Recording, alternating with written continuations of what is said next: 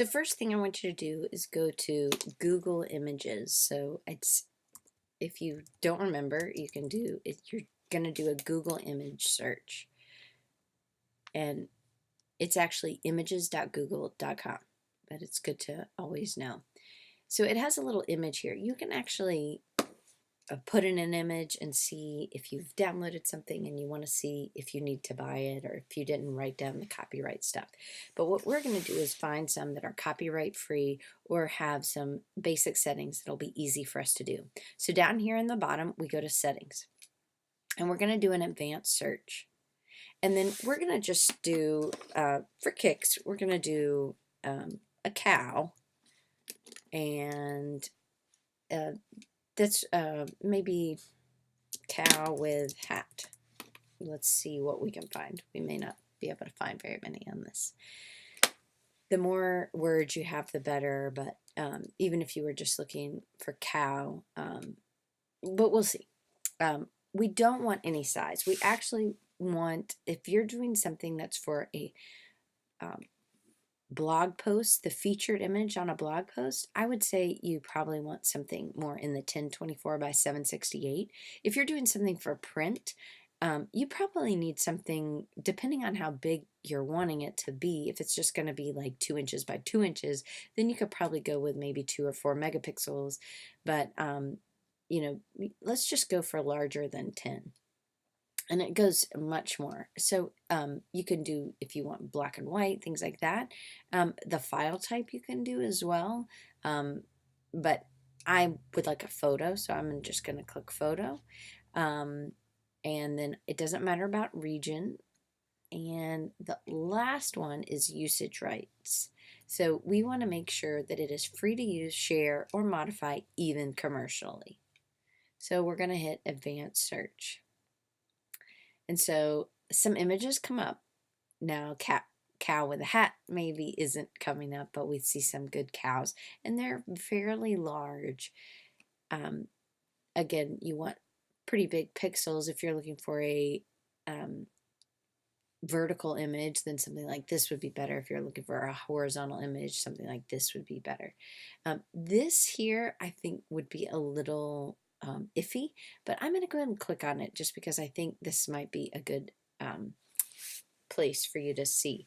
This is from Wikipedia, and it's from 1716, so probably no copyrights, but probably somebody owns this image because it is a painting. So realistically, the copyright is not going to be okay for this. If you do say you want to visit the page, because you can download the image, this is just an image inside Wikipedia. Anybody can post to Wikipedia, so it's not a safe place to probably get images from. So let's go back up to this one. And this is another Wikipedia. So again, I am a little concerned about choosing this image just because of where it comes from. But if I visit the page, the image is probably somewhere in this page, and there it is. Sometimes you'll see images that are from Flickr, and those are a little bit better. So what we're going to do is we're going to go through and we're going to go back and do another search.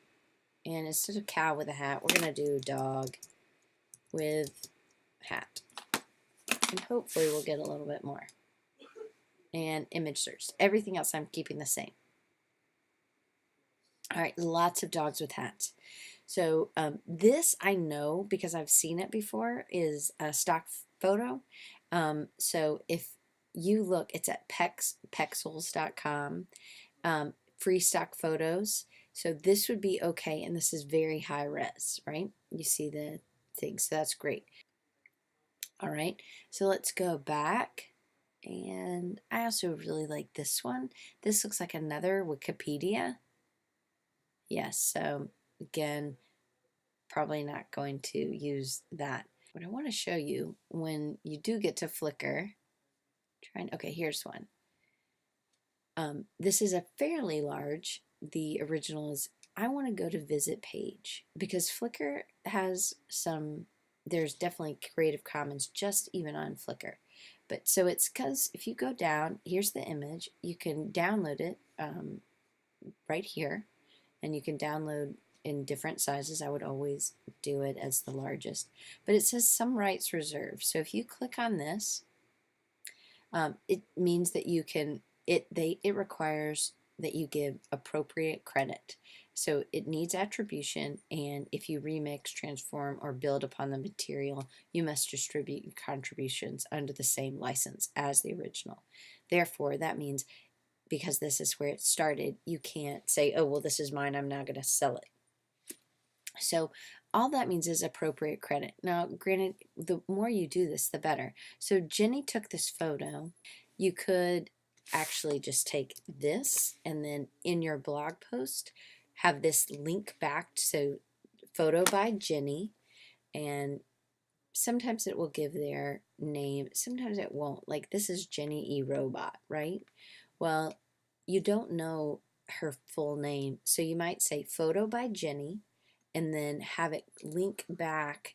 When they click it, it would link back to this page, and that would be a way to do the photo attribution. That's the easiest way. Now, also on Flickr, if you just go, and there's ton, why I like the Google image search is that it's giving you a lot of images that are from stock photo sites. It's giving you a lot of free images that aren't just on Flickr, right? But Wikipedia is probably not a reputable source because they don't have anything of who took the photo. So on Flickr, you can actually search the Library of Congress. Those have, and also the British Library also has free images that you can use. So if you want to search on this site, say I want to search the library or the British Library, kind of like our Library of Congress, and you want to see dog, these will be free for you to use. There we go. So a lot of them are prints, and a lot of them are pretty small. Again, the Google search goes ahead and gets all the little bitty things out of the way. This would more than likely be way too small to use. Say you were doing something like this. No known copyright restrictions, right? So say this is something you wanted to do and you wanted to download it.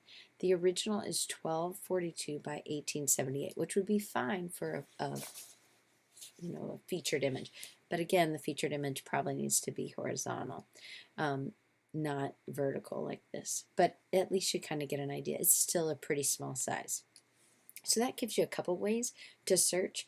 If you want one other place and you want to buy some images, say you have a budget every month and you know you're going to do 8 blog posts a month and you're going to have enough money to buy 2 of them. I think that's a great way to do it. Always doing the free ones isn't always the best because, again, you don't want to have the same ones everybody else is using. So if you go to Pinterest and you follow me on Pinterest, so Diane Gibbs AU, and you scroll down to stock photo or video sites, this board, this gives you lots of different stock photo sites that some are free, some aren't, and these just should give you good places to start from.